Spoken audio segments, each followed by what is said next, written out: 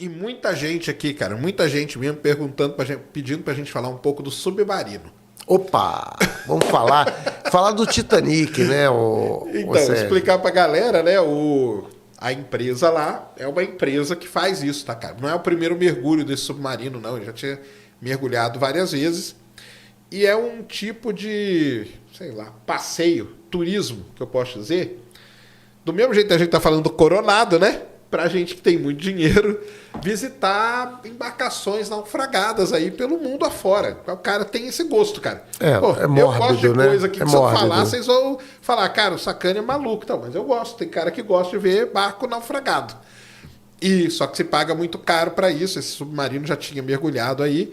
E aí ele foi mergulhar o Titanic, né? Pra ver o Titanic. O Titanic, o problema dele, cara, é que ele tá muito fundo, né? É uns 4 mil. 4 mil? Chega a 4 mil, né? 4 mil. 4 mil metros. Uma outra coisa que eu falo pro pessoal, o fundo do mar, cara, não é uma... Você vê no desenho, tudo liso, porque o cara não vai desenhar do jeito que é, cara. Ele faz um negócio liso e desenha o Titanic ali quebrado. O fundo do mar não é daquele jeito. Você tem montanha, você tem fossa, você tem, né? É um negócio todo complicadíssimo o fundo do mar. Lembrem do acidente da Air France, quanto tempo demoraram para achar a caixa preta, porque ela estava enfiada num desses lugares aí. Então, o fundo do mar é um negócio muito complicado. Os caras desceram lá, nem vi mais notícia e tal, mas estão lá. Então, eu acho que é quase impossível sair. Também acho. O comandante do navio que estava em cima falou que eles podem ter prendido esse submarino, esse submersível, ele pode ter agarrado em algum lugar ali, ou no próprio Titanic, ou em algum canto, e aí vai ser muito complicado. Uma primeira coisa, tá, pessoal? Que tem muita gente falando que esse submarino levou a internet do Elon Musk. Ele não levou, cara. Porque a internet do Elon Musk é uma antena. Não tem como você descer uma antena dentro do mar, cara. E outra, a antena, para ela funcionar, ela tem que estar ligada num cabo. Não, tem até uma história interessante, Sérgio, que é o seguinte, essa área que eu mexi, né? Uhum. Eu me formei. Então, o que acontece é o seguinte, a comunicação de submarinos, ela é feita em baixíssima frequência. Então, o que acontece, gente? Não há propagação no mar, você não consegue propagar dados em grande volume. Então, o que acontece? Se você for ver, tem até umas antenas, se você for no Rio, acho que tem umas antenas enormes, assim, que são comunicação em baixa frequência, ou seja, são poucos dados, é aquela coisa assim, A, B, C, é um negócio bem lento. Então, como que era feita a comunicação? Alguns submarinos desses, eles têm um cabo que une ao cara e que ele pode fazer um tráfego de informação. Esse que submarino, é o Tether, né, que a gente fala. Esse submarino específico não tem cabo. Não tem. Né? Então, na realidade, é bastante temerário, né? Eu estava até lendo que teve um cara teve lá que um desses aí lá. que não quis ir, quando ele ficou sabendo como que era feito o submarino e tal. É um negócio meio experimental e não sei o quê. E o pessoal tá até brincando, falando que o do Iberê é até melhor. Eu não duvido, não, porque o Iberê tomou todos os cuidados com o submarino dele. Aí eu falo, que era movido ao joystick e tal. O ser movido ao joystick não tem nada, cara, porque o cara meio que ele quis mostrar que a simplicidade que é aquele equipamento que ele fez. Não tem nem escotilha, porque os caras iam ver numa tela de computador também, né? Mas aí, como eu falei, cara, não vou entrar no mérito do gosto, porque gosto cada um gosta daquilo que gosta, entendeu? Agora, o problema é esse, né, cara? É você descer num negócio que não tem todas as especificações. E aí começa, já tô até imaginando, Sérgio, na hora que acharem, porque vão achar, né? Na hora que acharem o submarino, se ele estiver preso no Titanic, vai começar a maldição do Titanic. Maldição. Já arriscar aqui, meia dúzia que já escreveu. Esse navio é amaldiçoado. Ó, tá vendo? Esse navio é amaldiçoado. É isso mesmo, tem isso também. Então, assim, estão falando que amanhã parece que a França ela é muito desenvolvida em equipamentos para buscar coisas. Isso vem desde do Cousteau, né? Exatamente. Vem desde o Cousteau lá. E parece que amanhã a França está levando um equipamento específico dela lá para poder vasculhar, para ver se ele tá preso ou não tá, se tá, o que aconteceu. Uns dizem que ele já implodiu, entendeu? Não dá para saber, nada disso, temos que esperar. Então não tem muito o que falar. Mas os caras foram lá para quê? Para ver o Titanic, né? E o Titanic? Você gostaria de ver o Titanic assim? Olha, eu vou te dizer, eu sempre gostei dessa história, escrevi até um artigo sobre isso, Sérgio. Porque O Titanic, ele por trás dele tem muitas coisas estranhas, né? Inclusive tem um livro que foi escrito alguns anos antes, né? Que descreve muito do que aconteceu com o Titanic, né? E algumas características do próprio naufrágio, né? Que todo mundo já conhece pelos filmes e tal, mas tem uma característica específica chamada o navio misterioso, o Mystery Ship. E aí eu fiz um levantamento, porque é aquela história mexe com astronomia. Então, qual foi a minha curiosidade? Qual era o céu na hora que ele afundou? Quando eu fui ver o céu, qual não era a minha surpresa? Quando eu vi que Marte estava se pondo. E aí tinha uma lenda de que as pessoas lá, muitas, disseram, não, vamos aguardar aqui, não vamos para os escaleres, porque a gente está vendo um navio. Entendi. Esse era um navio misterioso. Como ele estava abaixo no horizonte, parecia o farol de um navio. Exato. A minha suspeita, uma das suspeitas, é que é o seguinte, é que eles depois diziam assim, ele foi se afastando da gente. O que é se afastando? Exatamente. Foi se pondo, né, cara? E aí depois até denunciaram, porque eles acharam que era do Califórnia. Então, tipo assim, foi o comandante do Califórnia que foi embora. E, na realidade, depois quando a gente achou o Titanic bem afastado da posição que ele fez o distress signal lá, o aviso, né? Porque foi o primeiro SOS, né? Sim. E aí, o que acontece? Hoje a gente sabe que não pode ter sido o Califórnia. Então, cara, será que foi algum outro navio que ninguém sabe quem foi? Então eu escrevi até um artigo, tinha lá no meu site, sobre isso, mostrando o céu naquele momento. Qualquer um pode fazer, gente. Pega o Stellarium, coloca a data, a hora do navio e vê no céu o local e vê no céu exatamente como é que estava lá. Tá entendendo? Vocês vão ver as constelações, tudo direitinho. Então essa história do Titanic, ela é uma história fantástica. Com relação a esse submarino, do que eu vi até hoje, vi alguma coisa...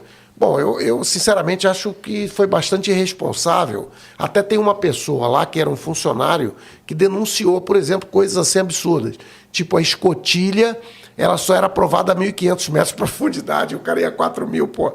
Então, só por fora também. No caso a gente sabe que não foi escotilha, porque, assim, supondo que esse bang-bang são os caras lá, na hora que arrebentou a escotilha, gente, ou alguma coisa assim, aquilo ali é instantâneo, não tem, ali a pressão é absurda. Então, o que acontece no final é que, infelizmente, parece que eles estão morrendo lá e eu não vejo como, ficaria muito surpreso que existisse tempo hábil, mesmo que se identificasse o navio, o objeto... Até chegar alguma coisa... É você chegar né? E como é que tu vai meter a não ser que eles tenham alguma coisa que meta um oxigênio ali, de repente, eu não sei. Mas acho que isso aí já vai ficar para a história. Realmente é uma situação complicada e tal. E isso aí o pessoal já comentou aqui, mas é que a imprensa falou, né? Que ele levava a Starlink, né? Mas a Starlink, ela tá no navio, em cima, entendeu? Tá ajudando pra caramba, porque tá dando conectividade pro navio. Se não fosse isso, não dava. Aí o pessoal perguntou aqui, não tem nenhum telescópio que dá pra ver o Titanic? Não tá, cara, porque 4.000 metros de profundidade, você não tem luz. O telescópio funciona com luz. O nosso objeto de estudo do astrônomo é a luz. E isso não adianta você mirar um telescópio lá. Isso que você mencionou é interessante, porque abaixo de 30 metros já é negro. Então é o seguinte, se você está a 100 metros, 200 metros de profundidade, 3.000 metros, 5.000 metros, ninguém enxerga absolutamente nada. E se vocês forem ver, interessante, você já viu aquele que eles mandam lá para baixo? Aquele holofote para ver 3 metros de distância, cara, é um holofote desses de estádio de futebol. Os ROV então, que a gente chama. Eu já vi muito ROV, que eu trabalhei embarcado.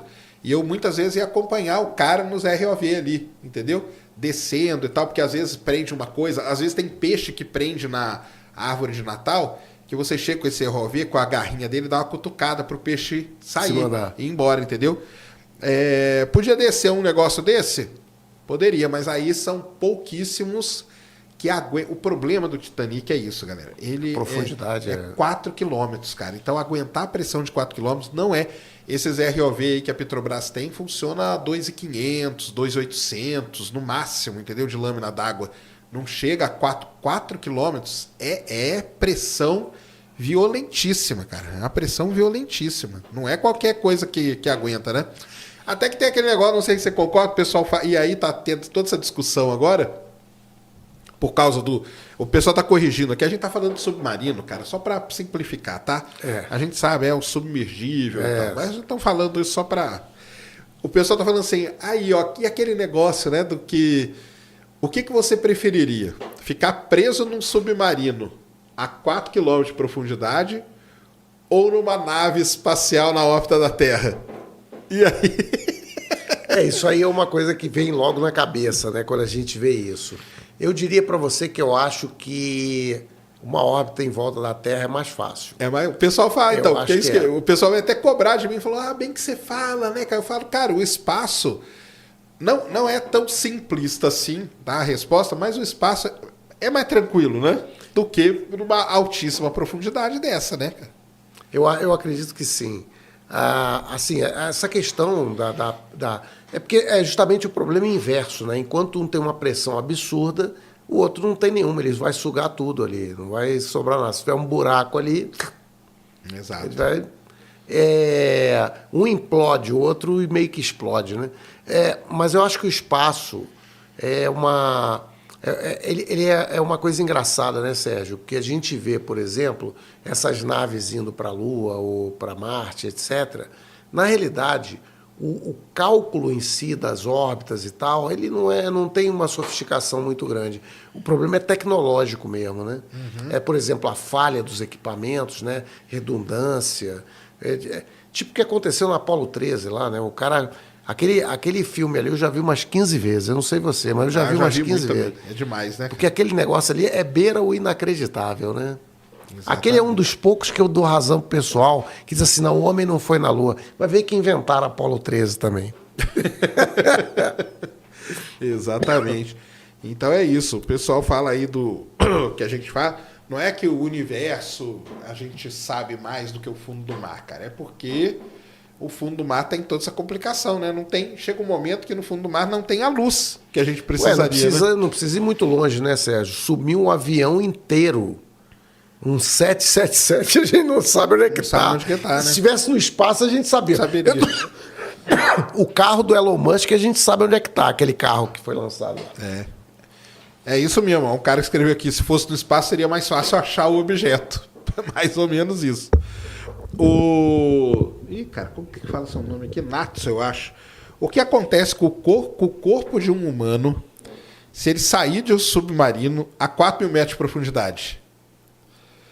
Cara, esmagado, né? Imediatamente, né, cara? Porque qual que é aquela regra mesmo? A cada 10 metros... Não, como que é? A cada 100 metros é um ATM, né? A mais, não é isso? Eu não sei. Mas é uma coisa a regra absurda. do ATM, como que é um absurdo. Eu acho que a cada 100 metros... É uma atmosfera? Uma atmosfera a mais de pressão, não é? Mas é linear isso? Eu acho que é assim. Esse aqui, ó. Hã? O que ele fala aí? Aqui, ó. 1 ATM igual a 1,01.10 e 5. Não. Não é isso. Não. É que isso é uma atmosfera, né? É a pressão atmosférica aqui. Agora, ele quer ver com o peso da água, né? Porque conforme você vai afundando... Deixa eu ver se alguém falou o peso aqui, vai aumentando, né? Não, ele falou aqui, ó. A cada 10 metros é um ATM a mais. Então, se o cara tá a 4.000 metros, são 400 ATM, né? É uma pressão 400. Então, imagina, cara. É uma pressão 400 vezes maior que a pressão que você tem aqui. O seu corpo é esmagado imediatamente, né? Não tem. É esmagado imediatamente, né? Não tem essa, tá? Então, assim, é bem